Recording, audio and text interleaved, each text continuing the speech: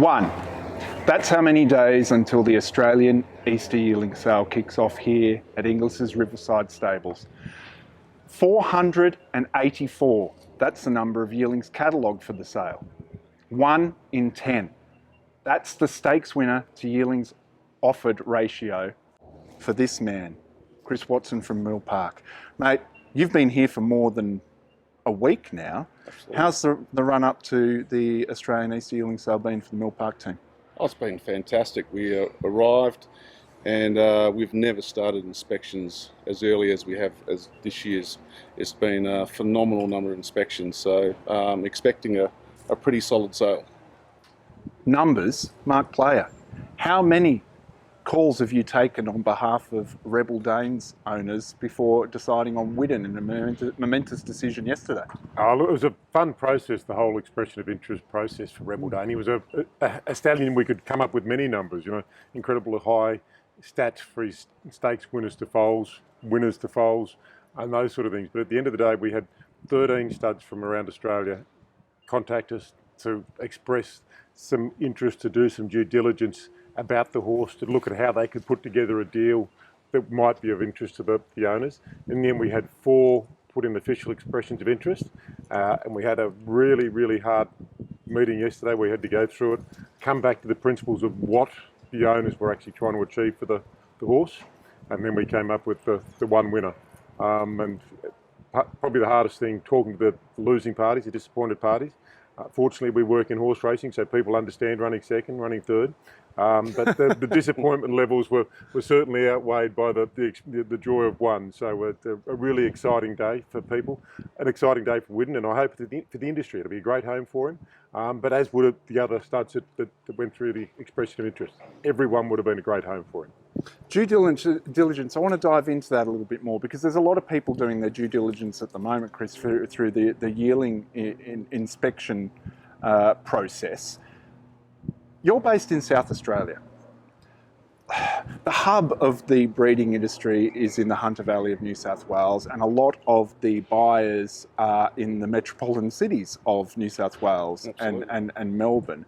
What are the specific challenges that you face in order to allow people to do due diligence from your base in South Australia? Because you've got the runs on the board, but your horses aren't always as accessible for people like Mark as they might be for other farms. No, absolutely. Look, logistics is one of our major stumbling blocks, so we've got to come a long way to have exposure for our horses. It's all very well having those results on the track, but we've got to make all those buyers out here on these complexes well aware of our product. So marketing, travelling to all these sales is of utmost importance for us. Something like the Easter Sale, and obviously we're in Sydney. It is one of the 2 big boppers in Australia throughout the year. How important is that to a business like Mill Park? And I might ask you to weigh in on this as well, Mark, as a buyer, getting to get some face-to-face time with buyers that you wouldn't necessarily have coming out to the farm. Yeah, I mean we've never done pre-sale inspections because logistics. Not even for locals. Well, every now and again, but even they'll sneak through the gate. They'll sneak through when we're not expecting it. But in one way, it sort of allows us to bring a fully polished product to the sale and not having anyone seen it yet. So we do get an exposure to a whole draft, which is one positive, but a lot of buyers don't get to see them come through that whole preparation period. So that can be difficult for a lot of people, liking to see those horses come through from the weaning stages, beginning of prep to the sales prep. So it has its advantages and disadvantages. I don't know what your thoughts are. Oh, look, I think it's a really easy one to answer in terms of the fact that for an Easter sale, we're 480 horses catalogue, probably 440 going to go through the ring. With the layout of this wonderful complex, it's really easy to get around everything. And so for a sale like this, where that's the case, I think the on-sale ground inspection is so important. We work and live in a community of racing. Yeah. We very quickly get to know the vendors, get to know the buyers get to know the vendors, and there's a lot of trust established between both parties. So for a sale like this, the on-farm inspections are important, but not as critical as, say, somewhere where there might be 1,000 lots. And when there's 1,000 lots, it's just so hard to get through them all on sale. grounds that you don't feel like you're giving the horses the opportunity to show themselves properly. Because at the end of the day, we want to put horses on the list to buy rather than take horses off the list that we don't want to buy. And so I think this complex really allows us to do that. And so, you come and see the team at Mill Park or others that might have travelled, from Queensland or from where, right across Australia probably. You can really get into the swing of it very quickly. You're comparing like with like at the same stage, and so it works incredibly well. And I think vendors like Mill Park have then established a record that say to buyers, "You've got to come and see me." Yeah, I suppose too.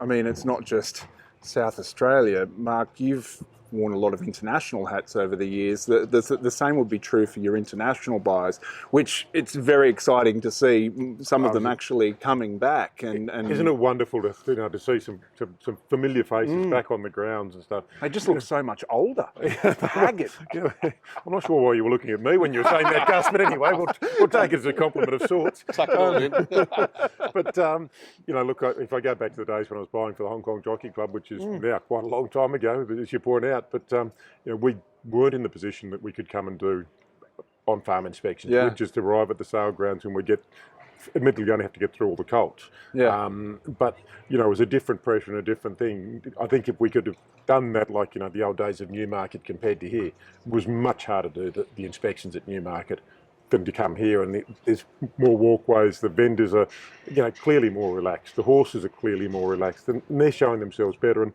I think that gives us the time to then chat as we're looking at the horses, and to just foster those relationships, find out a little bit about the horses, and and those sort of things. But the other thing we're so lucky now is that so many people like Chris have got great websites. We can actually find out the history of the farms, and that's so important as a buyer to learn more about it. And technology is really helping us both ways, I think. Yeah.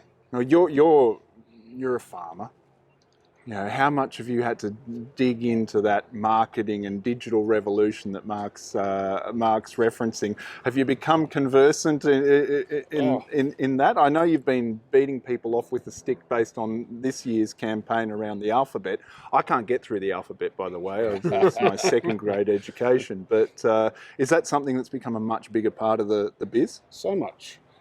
Transparency, I think the one thing that COVID has really brought to a head is much more professional front of house for studs and transparency. Getting those sort of video footages and... Can I stop you there for a second? You use the term front of house. Would you have ever used that term 10 years ago? Probably, I would not have known that term at all. So sorry, that says a lot. We probably wouldn't have known it 12 months ago. No, it's a massive benefit. It's been a huge education the last 2 years. So. Yeah, and look, I mean, joking aside, it's kind of integral, and I think that's sort of where you're leading. Whether you're being dragged kicking and screaming into that sort of marketing area, or whether you embrace it willingly, the results sort of speak for themselves. It's no longer just about turning up with a horse and hoping this guy finds it. But I think that goes to you used the beautiful word before, Chris being a farmer, first and foremost.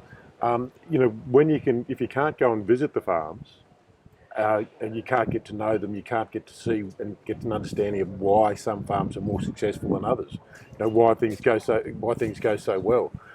So at the end of the day, I think the front of house stuff really comes alive. And with the technology around today, you can make farms look so beautiful, but you can get an understanding of paddock size, you can get an understanding of water resources, grass and all those sorts of things that are so important.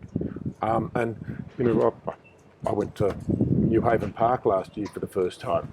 And for the first time? Yeah, because it's not on a sort of a major route that I sort of travel on sort of thing. And I drove away from the farm with the head spinning for, sort of 3 or 4 hours just with the beauty of it. And I think technology is allowing us to access that a lot better and to then weave the story and build the relationships. And we can't keep coming back to that relationship part. But the basis of the relationship is the farm, the horse, the people.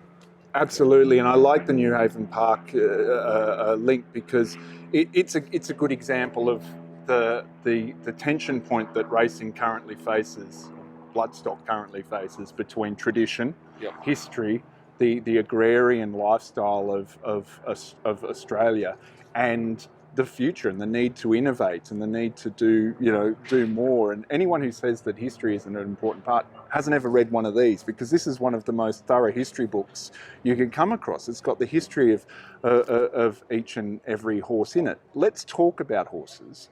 Mill Park, pedigree-wise, to belabour the cliche, you're not about producing only early-going sprinting types, although, you know, I imagine Away Game's going to make an absolute fortune at Magic Millions. You know, you probably wish you were still in her. You're not just about classic types. You do a little bit of everything. What is, and I'll ask you this next, Mark, what is the typical Easter type, or is there not one? I think previously, you know, the people or vendors have always had the idea of the creme de la creme. Pedigree type was the ultimate that you had to bring here. We've never, you know, we've always sort of done that in one particular way, but it's also trying to find the right style of horse on the type to suit the sort of marketplace. Obviously, they're going to be horses that maybe need a little bit more time than they would be if they're more precocious going north in January. But it's a horse that we just, you know, you look at them over the period of time as they're growing out when you're doing your sale nominations, and you sort of get a gut feel on where they're going to sort of suit the buyer's market as well. So it's sort of like you can do as much work on your pedigrees and types as you want, but until you're actually sort of sitting and watching those horses develop over those sort of few months leading into your nominations time, it's not till then that sort of we really sort of decide which sale they're going to. And look, I'm wary of making sweeping generalisations, although I am really good at making sweeping generalisations. But from what I'm hearing here, the Millions has a very obvious sort of cliched type of horse that goes through the Millions. Karaka's much the same. Are you saying, and I'll ask you this, Mark, are you saying that there's less of a typical Easter horse? Do you find that, Mark? Oh, look, I think Easter is the culmination, for want of a better word. You know, you do see all the different physical types here, from the short, sharp 2-year-olds to the beautiful, elegant 1.5 mile horses. And that diversity of the catalogue is actually a really, really important thing.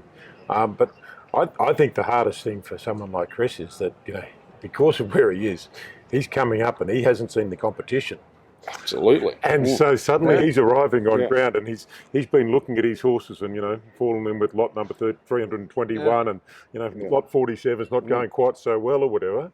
And then he arrives on farm and he goes, oh, geez, that 47 looks all right compared to so-and-so, but 321's now off the pace, sort of thing, you know. So I would imagine that would be the hardest thing if I put myself in Chris's shoes and vendors' shoes that are a little bit more remote. Especially in the last 2 years with the COVID sort of restrictions. You just don't see it till you get there, sort of thing. And, you know, it's like going to a game of football. You want to do a bit of research on the opposition before you get there, but you just know a lot of people are going to have some really nice horses, but you don't know what they're going to be. You walk out and your opposite numbers are 3 feet taller than you and built like a brick, you know what. Exactly. Having looked at the competition, just how much better is the Mill Park draft than the rest of them?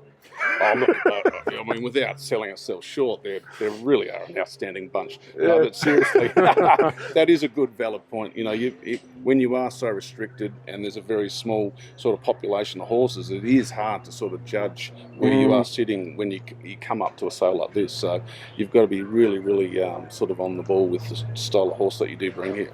And I think that speaks to the professionalism of all the vendors, because I think, you know, if Chris and I went round together and did all the yearlings, you know, we'd like some of the same horses, we wouldn't like some of the same horses. But I think at the end of it, we'd be looking at each other going, gee, this is a fantastic draft, you know, overall draft and overall catalogue of horses. There's some really lovely horses here.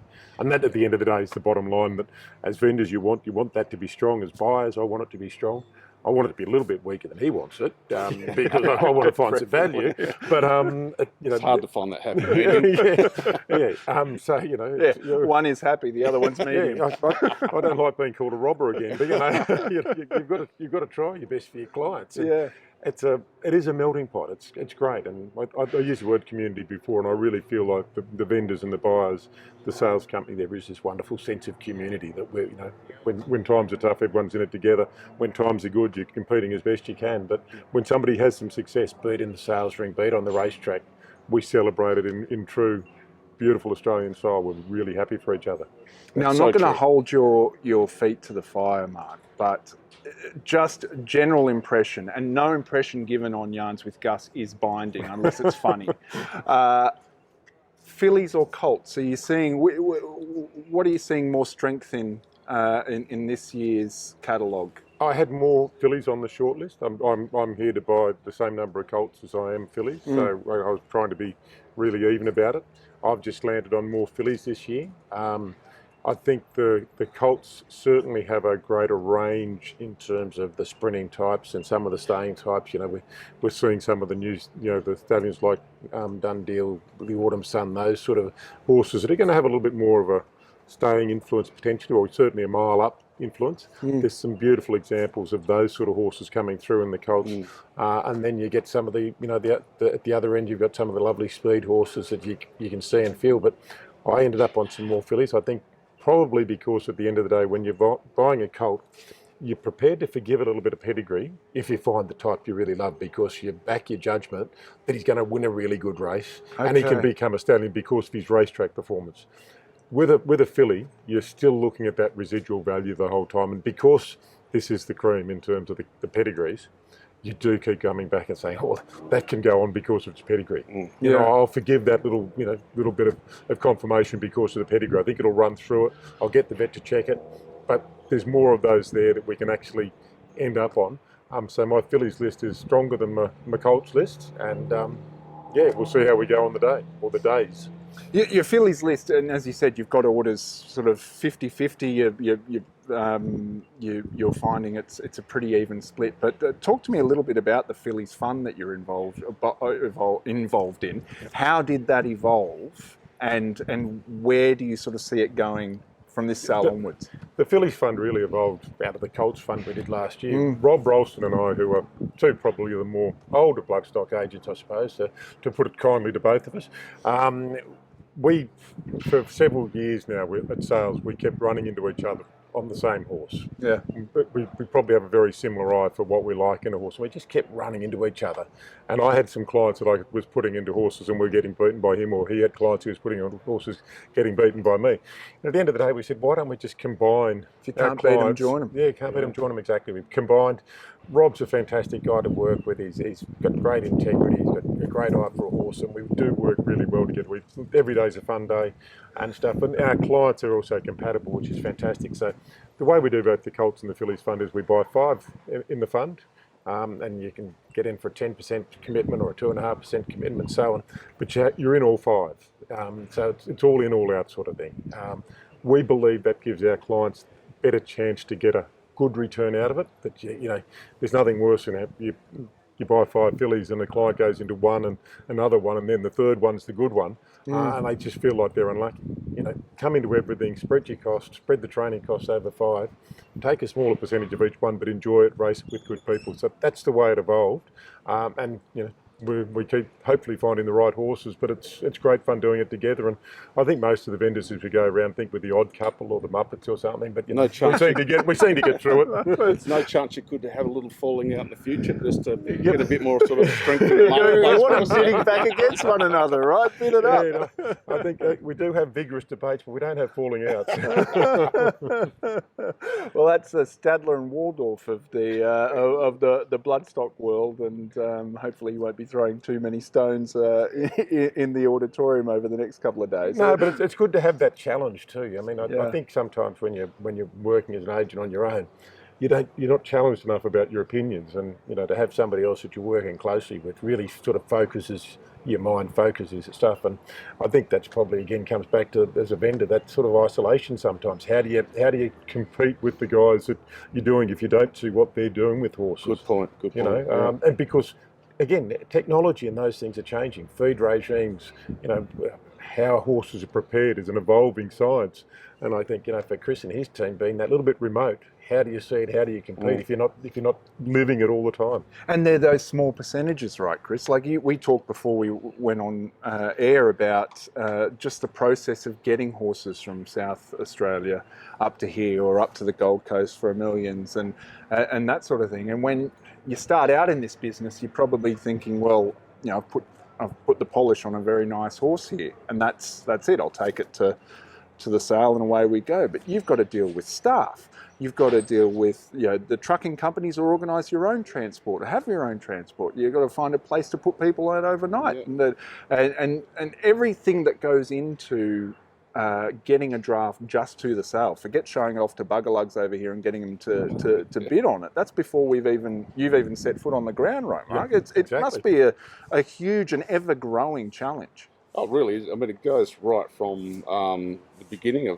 of when the mares foal. We've got to truck them all back to South Australia, grow them out, and then it starts from there. Then we're starting to sort of work out, just as you said, like the professionalism in the feeding regimes and the attention to detail with our vets and farriers working their way through to get them to that sale. There's a huge amount of logistics, just not in travel, but everything as you mentioned. Yeah.